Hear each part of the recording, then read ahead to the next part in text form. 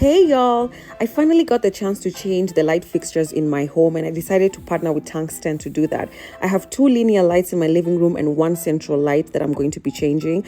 I'm also going to be changing my shower head still with Tungsten. I used to have a basic shower head before and this is what it looked like. The new shower head I'm getting is called the Lorenzetti set. Water flows directly from above and from a 45-degree angle, as this technician, who is very patient by the way, is demonstrating. The shower head also comes with an inbuilt pump and they promise that I'm gonna get amazing water pressure. So watch till the end to see my review about that. After that, it was time to go to the living room to start putting in the lights. This is the design I chose, just a simple black and gold, and I loved it.